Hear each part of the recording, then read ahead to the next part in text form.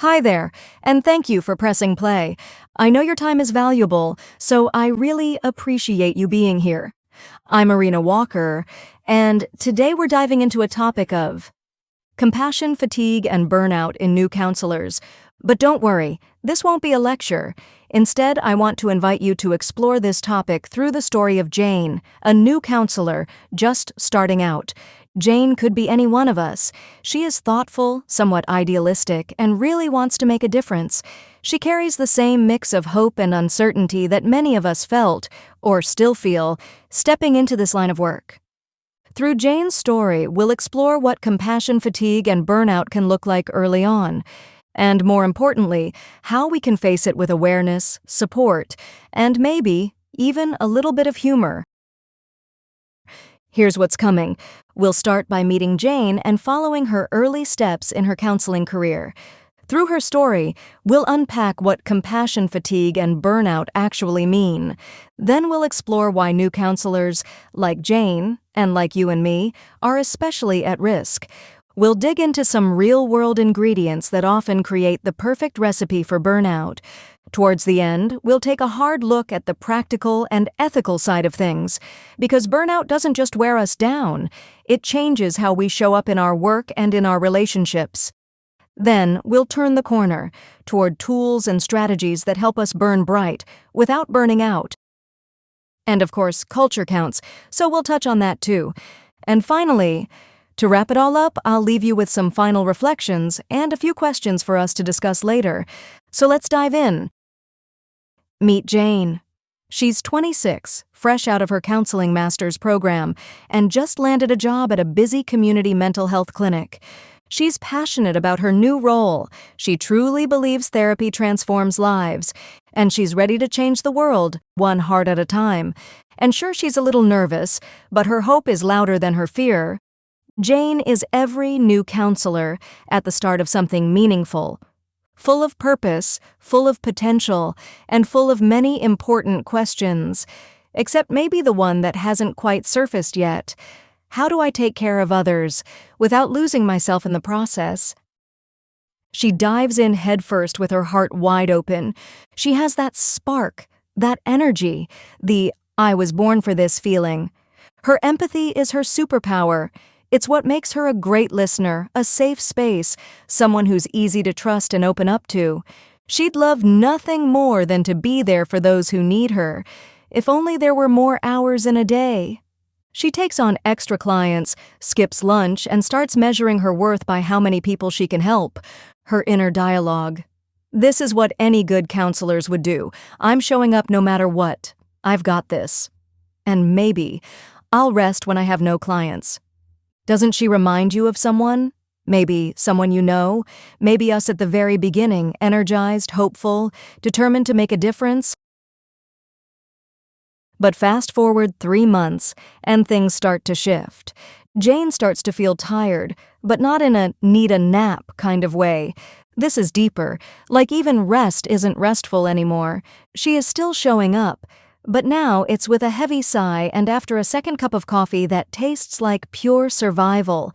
She starts noticing the signs, like zoning out in sessions or rereading the same email 3 times and still not replying. Her body is trying to tell her what her mind persistently ignores. Enough. This pace isn't sustainable. She keeps telling herself, it's just a rough week. But the weeks keep coming, and the exhaustion, it lingers. And this is how it begins, not with a sudden collapse, but with quiet depletion.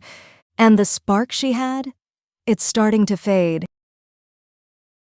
This is where things get real for Jane. Her empathy, once her superpower, it's still there, but it doesn't seem to flow outward anymore. It sinks inward. It's like she no longer just witnesses pain. She starts to carry it. The tears she holds space for now quietly gather behind her own eyes.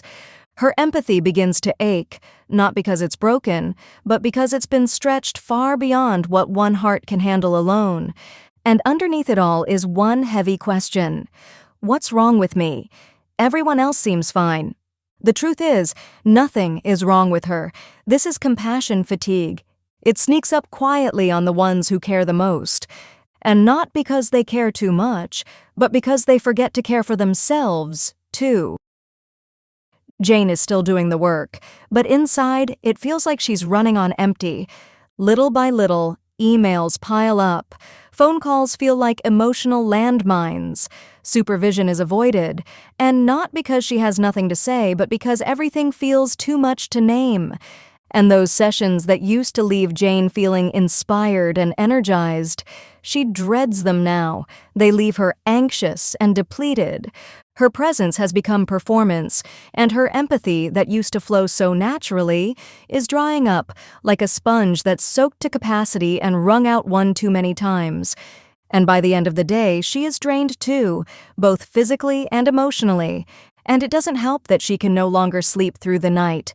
It's like her body is in bed, but her mind is still in session. She keeps telling herself she's just going through a phase, but her spark is gone, and it just won't come back. Instead, the doubt comes, maybe I'm just not cut out for this. This is how burnout shows up. It rarely crashes in, it's more like 1,000 tiny pushes past your limit, to the point where you've drifted so far from yourself that you don't feel like you anymore. It starts with overgiving, then the silence of not knowing what's happening and when and how to ask for help. And the aching question is, where did I go? Jane is not alone. What she's experiencing has a name. 2 names, in fact: compassion fatigue and burnout. Compassion fatigue is what happens when the act of deeply empathizing with others' pain starts to erode our own emotional reserves. And the way we respond to it can eventually lead to burnout, which is what happens when we face chronic stress with no time to recover. Together, they can silence the sense of purpose of even the most dedicated counselor, and they often begin quietly in the early months of practice, when we're trying our hardest to prove ourselves. They begin when lunch breaks disappear, sleep gets shorter and lighter, that sharp inner critic grows louder, when it feels like something's gone missing, the joy, the presence, the sense of enoughness. Jane went from bright to burnt, not because she wasn't strong, but because she cared so deeply for others that she forgot to care for herself, too. New counselors like Jane enter the field full of heart. They bring empathy, passion, and a genuine desire to help. But no one talks about what happens when these same qualities, when unbalanced, can quietly place them at risk. When empathy, unchecked and unprotected, becomes a burden instead of a gift. When passion turns into pressure, and overgiving becomes the norm. As new counselors, we are still finding our footing in who we are in this profession, still building confidence, still learning how much to hold, and when to let go, and where the work ends and we begin. We're navigating personal and cultural stresses under the pressure to get it right. We care deeply, but often lack the tools to protect that care. Our support systems may still be developing, coping strategies may be untested, and if we're carrying unprocessed trauma, the weight of this work can hit us even harder.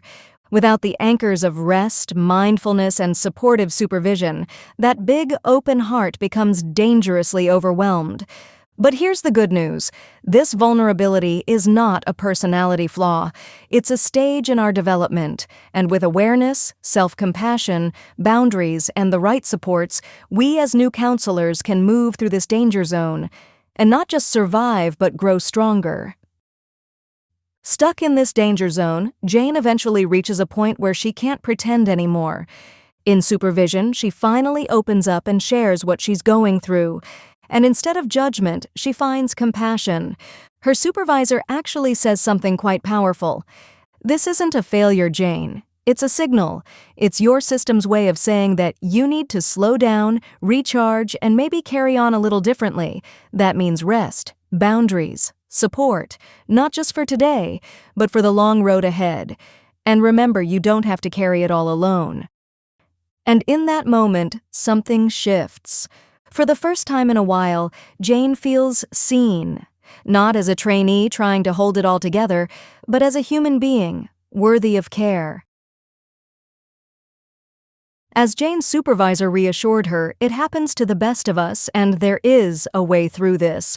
She is learning that struggling doesn't mean failure. It means she's human.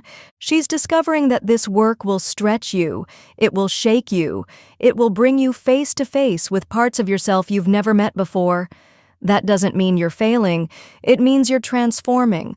And we all probably can agree that growth isn't always graceful. Becoming the kind of counselor who can hold space for others requires first learning how to hold space for ourselves, in the mess, in the doubt, and in the exhaustion. We just have to give up on the idea that we need to be perfect to do this work well. What we need is to be present, honest, and willing to keep showing up. And so, Jane begins to make changes. She begins to reflect, recognize her patterns, and name her needs. Jane starts building boundaries like her well-being depends on it, and it does. Time boundaries. She finally reclaims her lunch breaks, ends sessions on time, and stops overbooking her calendar. It still takes bravery, but she is learning to say no when her plate is already full. Every no to overextending herself becomes a yes to her integrity, presence, and long-term sustainability. Emotional boundaries. She also reflects on what's hers to carry and what isn't, and she's learning to hold without holding on. Energetic boundaries. She now looks after her inner space by building in micro moments of rest, a quiet walk, a deep breath, and a fresh cup of coffee. Relational boundaries. She stops working harder than her clients, treats her supervision as a space of support, not shame, and she no longer checks emails at midnight, and as an added bonus, she now dreams about vacations, not clients. She is starting to get her joy back, one boundary at a time. She just needed what so many of us need, permission to care for ourselves too. And most importantly, Jane starts building her support system. She commits to regular supervision and joins a peer support group. There she discovers strength in shared stories and healing in being seen. Slowly, she begins to feel grounded again, not perfect, not burnout-proof, but more resilient, more human, more capable of staying in this line of work without losing herself in the process. Now let's take a hard look at what burnout means for our actual practice. Because here's the thing, it doesn't just affect us personally, it shapes how we show up professionally, and not always in ways we notice right away. When we're running on empty, our presence can feel performative. We're saying the right words, but we're not really in the room. Our empathy becomes harder to access. We might start feeling numb, impatient, or disconnected from our clients' stories. We start overfunctioning or underfunctioning, either doing too much to make up for feeling off or emotionally checking out altogether. We second-guess ourselves, questioning our competence, our boundaries, and sometimes our career choice altogether. It's also an ethical red flag. When we're burnt out, our empathy, judgment, and self-awareness take a major hit. We become more reactive, less attuned, and the risk to clients and to ourselves rises. And most ethical codes now explicitly state that we have a professional obligation to monitor and maintain our own well-being. So if Jane were a real person, this case would raise some serious concerns about her professional competence. Because being burned out, her ability to practice safely and effectively could be compromised. So no, burnout isn't just a personal issue, it's also an ethical one, since it directly affects the quality of our work, the safety of our practice, and the longevity of our careers. Ethical care starts with a regulated, grounded practitioner, and that is why tending to ourselves, our energy, our limits, our needs, isn't optional self-care fluff. It's part of ethical, effective counseling and also signs of wisdom. Stories like Jane's that move us can spark change if we let them, if we use what we've felt to fuel what we do. Her journey shows us what support for new counselors should look like in real-world practice. Support before they break, not just after. First, prioritizing self-awareness needs to be part of our clinical identity. It's never just about knowing our clients, it's also about knowing ourselves. As new counselors, we should tune in regularly to how we're doing emotionally, physically, and mentally. Early signs of fatigue or detachment shouldn't be ignored. They're valuable feedback. They're language our body uses to send a message.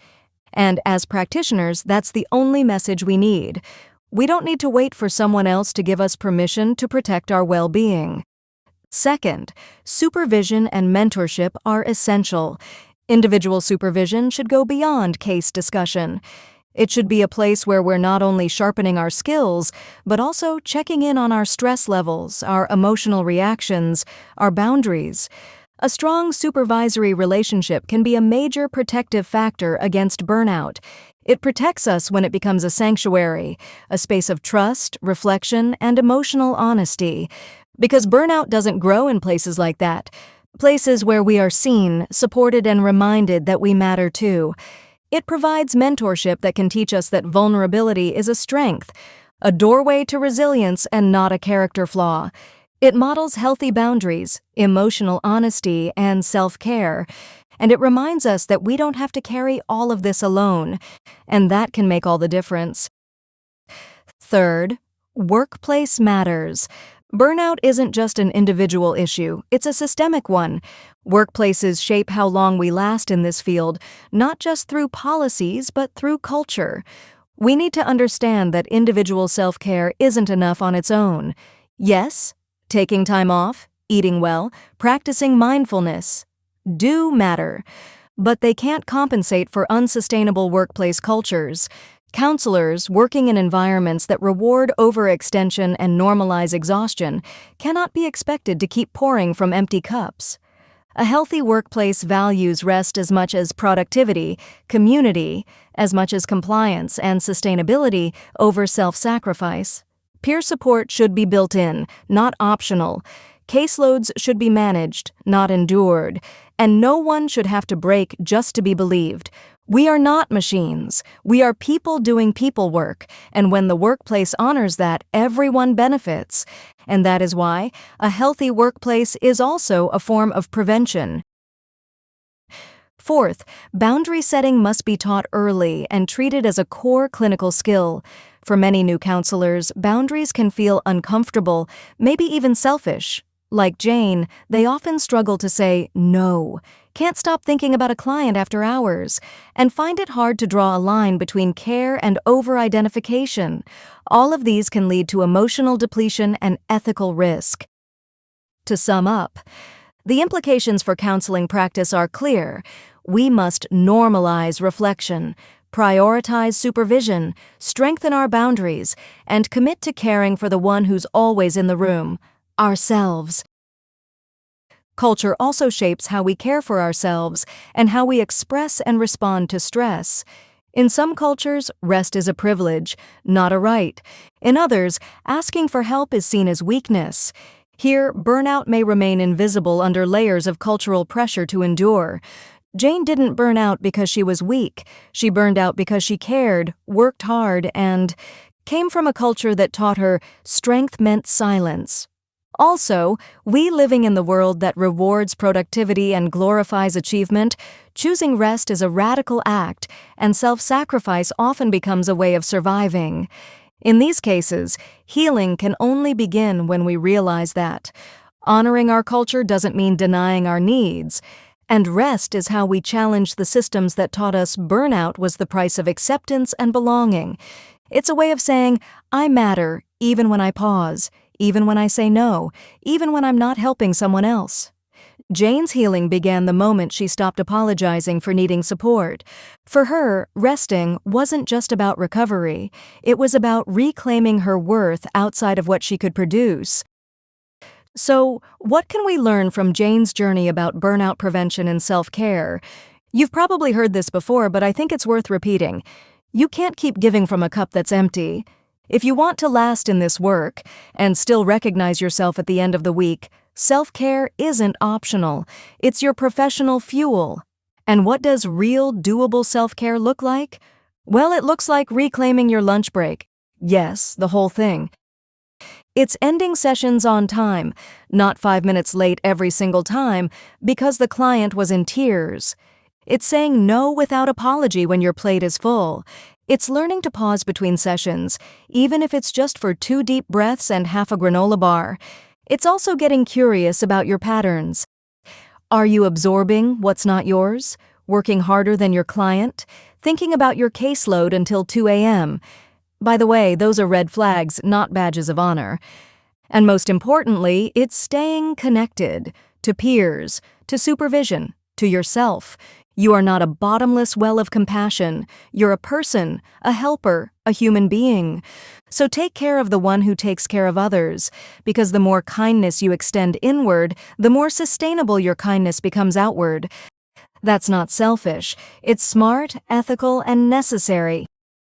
Jane's story may be fictional, but it's also very real for many of us.